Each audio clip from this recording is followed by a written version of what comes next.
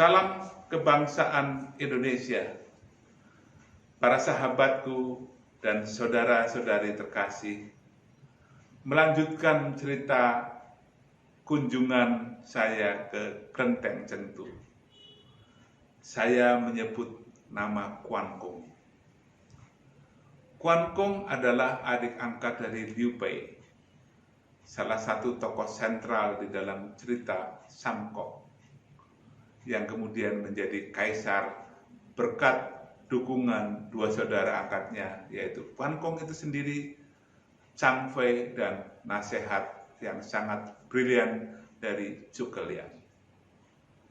Di situ, di Klenteng Cengtu, patung Kuan Kong bukanlah terletak di tempat paling utama, karena memang kuil atau kelenteng yang dibangun di Cengtu khusus untuk memperingati atau menghormati Zhuge Liang. Namun, kalau kita rajin berkeliling negeri, bahkan di negeri-negeri barat sekalipun, patung yang paling populer adalah Kuan Kong. Di mana-mana ada patung atau gambarnya. Beliau dihormati, padahal dalam kisah Samkok bukanlah tokoh paling utama. Dia memang seorang jenderal perang, tapi ilmu perangnya pun masih kalah dengan katakanlah Lupo. Bahkan beliau meninggal dengan kepala terpenggal, dan oleh musuhnya kepalanya dipisahkan dengan badannya. Tapi mengapa popularitas atau hormat orang kepada Kuan Kong paling besar, padahal dia bukan tokoh utama, memang bukan tokoh figuran? Mengapa beliau dihormati? Karena punya sikap yang setia. Setia kepada siapa? Setia pada sumpahnya, pada janjinya untuk berbakti, berjuang, mendukung kakak angkatnya, Liu Bei. Dia pernah ditangkap oleh musuh utama, Cao Cao, pernah disuap, diiming-imingi dengan harta karun, dengan emas permata, dengan perempuan-perempuan cantik, dengan jabatan tinggi, tidak tergiur. Dia pernah setengah dipaksa untuk tidur di sebuah kamar yang mewah, hanya satu kamarnya, dan ada kakak iparnya, istri Liu Bei, yang harus dia kawal tapi kemudian tertangkap oleh pasukan Cao Cao. Dia rela hanya duduk di pintu kamar menjaga kakak iparnya tidur sambil membaca kitab Chun Chu Jing, kitab yang ditulis oleh Konghucu atau Konfusius. Beliau tidak tergiur oleh jabatan, oleh bujukan, oleh apapun.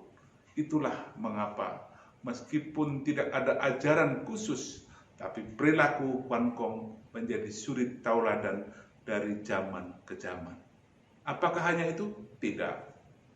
Setiap hadiah yang diterima, yang dipaksa untuk diterima, dia tidak sentuh, tapi dia catat.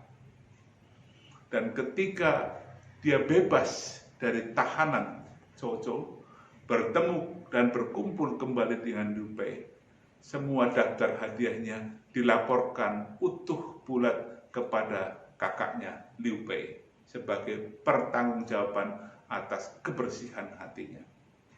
Apakah hanya itu? Tidak juga.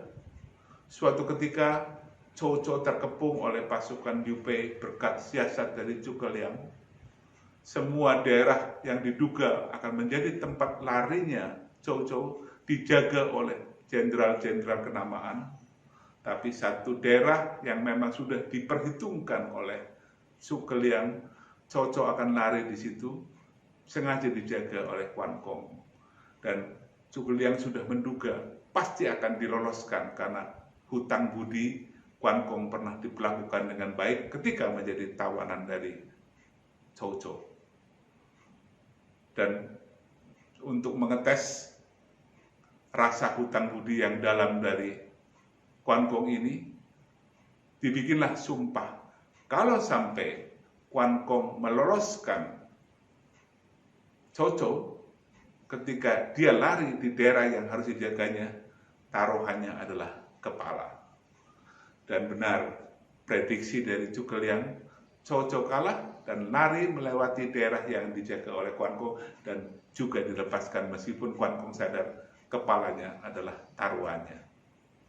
Dan dia dengan sukarela menyerahkan kepalanya untuk dipenggal sebagai sebuah pertanggungjawaban. Tapi Zhuge Liang dengan Liu Bei sudah tahu bahwa nanti ini akan terjadi dan tidak mungkin juga menghukum jenderal yang keliru atau salah menjalankan tugas bukan karena dia berkhianat, tapi karena budi baiknya. Maka Liu Bei memohon ampun untuk Kuan Kong kepada Zhuge Liang sebagai yang memegang sumpah, mengambil sumpah dari Kuan Kong. Dan akhirnya Kuan Kong selamat, tapi habis itu rasa hutang budinya terbayar lunas, sehingga berikutnya Kuan Kong berjuang dengan tanpa beban karena harus menanggung hutang budi. Kuan Kong dipuja sampai sekarang karena kesetiaan, karena bersih dari korupsi, dari suap tahan godaan, dan karena tahu budi.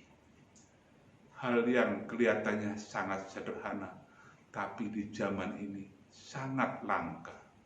Maka tidak salah kalau para pecinta kemanusiaan yang cinta pada perilaku cince manusia yang beriman dan berbudi luhur sangat memuja Kuan Kong, bukan untuk disembah atau didewakan, tapi mengambil saripati keteladanannya.